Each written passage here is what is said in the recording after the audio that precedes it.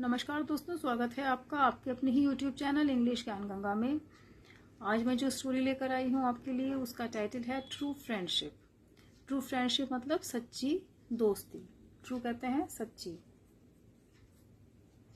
ठीक है, सच्ची दोस्ती। फ्रेंडशिप मतलब दोस्ती। बहुत ही अच्छी स्टोरी है। हमेशा की तरह जो भी डिफिकल्ट वर्ड्स होंगे आपको बताती जाऊंगी उनका मीनिंग, और जो भी टेंसेस यूज हुए हैं वो भी बताती चलूंगी। स्टोरी पर चलने से पहले चैनल को प्लीज सब्सक्राइब कर दीजिएगा, वीडियो को लाइक कर दीजिएगा। चलिए स्टोरी शुरू करते हैं। टू वेरी फास्ट फ्रेंड्स, यानी दो बहुत ही फास्ट फ्रेंड कहते हैं पक्के दोस्त, ठीक है। बहुत ही पक्के दोस्त वर रियली डिजेक्टेड। डिजेक्टेड कहते हैं दुखी, और रियली कहते हैं वास्तव में।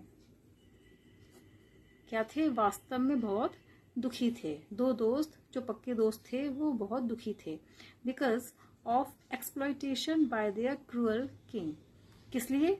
क्योंकि किस लिए दुखी थे? एक्सप्लॉयटेशन यानी शोषण। एक्सप्लॉयटेशन किसे कहते हैं? शोषण। शोषण मतलब गलत व्यवहार, ठीक है। बाय देयर क्रूअल किंग, जो उनका राजा था, एक क्रूर राजा। क्रूअल कहते हैं क्रूर, दुष्ट। जो उनका राजा था उसके शोषण से, यानी जो वो शोषण करता था लोगों का, उससे वह बहुत दुखी थे दोनों दोस्त। वन ऑफ द फ्रेंड, एक दोस्त, डिसाइडेड, उसने डिसाइड किया, तय किया, टू रेज हिज वॉइस, यानी कि अपनी आवाज उठाए। रेज हिज वॉइस मतलब अपनी आवाज उठानी, बुलंद करनी आवाज। आवाज बुलंद करनी मतलब कि उस राजा के विपरीत कुछ बोले, ठीक है। अगेंस्ट द किंग, विपरीत। अगेंस्ट मतलब इसके विपरीत, राजा के विपरीत वह अपनी आवाज उठाए। When the king came to know this, king came to know this, came to know कहते हैं पता चलना। come to know मतलब पता चलना, came to know पता चला। पास्ट हो गया, सेकंड फॉर्म आ गई कम की, केम आ गया, तो ये क्या हो गया? पास्ट हो गया। तो यानी कि जब राजा को यह पता चला, he sentenced the boy to death, उसने क्या किया? उस लड़के को मौत की सजा सुना दी। Sentence the boy to death मतलब उसने लड़के को मौत की सजा सुना दी। बिफोर हैंगिंग, लटकाने से पहले, the boy expressed a wish, जो लड़का था उसने क्या किया?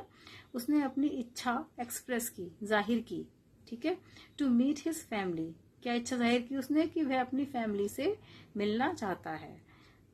But the king rejected the request, लेकिन जो राजा था उसने उसकी जो निवेदन था, रिक्वेस्ट थी, उसको रिजेक्ट कर दिया। रिजेक्ट मतलब खारिज कर दिया, नहीं माना, ठीक है। खारिज करना, नहीं मानना। उसने उसकी रिक्वेस्ट नहीं मानी लड़के की। सीइंग दिस, यह देखकर, सीइंग दिस मतलब यह देखकर, द अदर फ्रेंड, जो दूसरा दोस्त था, अगेन रिक्वेस्टेड, उसने दोबारा, अगेन मतलब दोबारा, रिक्वेस्टेड मतलब निवेदन किया, द किंग, किंग से, टू परमिट हिज फ्रेंड, कि वह क्या कर दे? परमिशन दे दे। परमिट मतलब इजाजत दे दे, ठीक है। इजाजत दे दे किसकी? हिज फ्रेंड, उसके फ्रेंड को, टू गो, जाने की, हिज फैमिली, उसकी फैमिली के पास जाने की उसको इजाजत दे दे। एंड ऑल्सो एडेड, और यह भी कहा, ही शुड बी हैंग्ड, कि ही शुड बी हैंग्ड, यानी कि उसको मौत की सजा दे दी जाए, उसको लटका दिया जाए। In case his friend did not return, अगर उसका दोस्त वापस ना आए। रिटर्न मतलब वापस आना। अगर उसका दोस्त वापस ना आए तो उसकी जगह पर उसको लटका दिया जाए। मतलब क्या है? देखिए, कहानी में अब तक ये बताया गया है कि जो दो दोस्त थे बहुत ही दुखी थे, क्योंकि उनका जो राजा था वो बहुत ही शोषण करता था।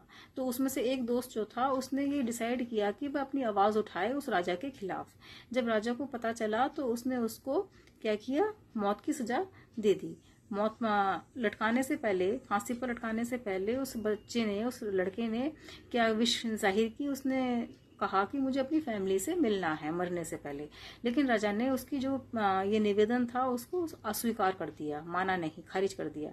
यह देखकर जो दूसरा दोस्त था उसने कहा कि इसके बदले में आप मुझे फांसी पर लटका देना, लेकिन इसको अपने परिवार को मिलने के लिए भेज दो, ठीक है।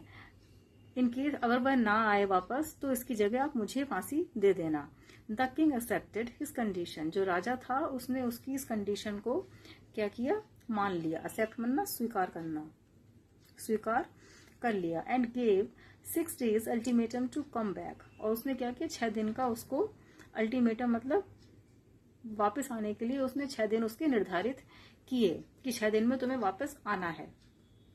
टिल देन, तब तक his friend was kept in observation, तब तक क्या था, उसके दोस्त को क्या करा गया, ऑब्जर्वेशन में यानी निगरानी में रखा गया। एज प्रिजनर, यानी कि एक कैदी के रूप में, प्रिजनर कहते हैं कैदी,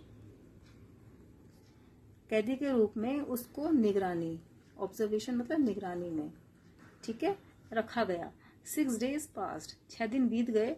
ही डिड नॉट रिटर्न, जो उसका दोस्त था जो अपने परिवार के पास गया था वो वापस नहीं आया।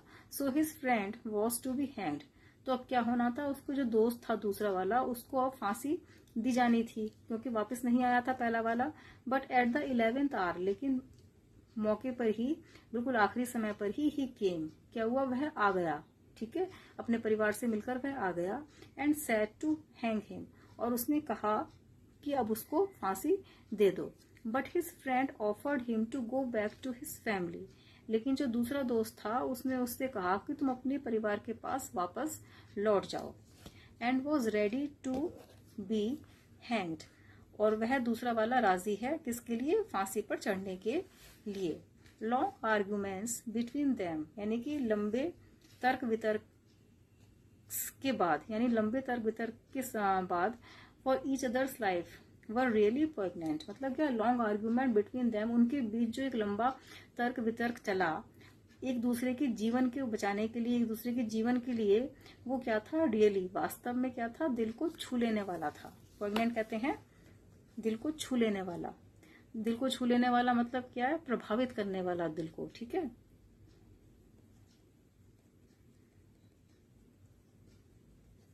टचिंग, हार्ट टचिंग इसे कहते हैं, दिल को छू लेने वाला या प्रभावित करने वाला। तो राजा क्या था, उनके इस बिहेवियर से कि एक दूसरे की जीवन के लिए कितना आर्गुमेंट कर रहे हैं, कितनी इनमें एक दूसरे के प्रति सच्ची दोस्ती है कि एक दूसरे के लिए मरने के लिए तैयार हैं, तो इस चीज ने क्या किया, राजा के दिल को छू लिया। राजा बहुत इस चीज से प्रभावित हुआ।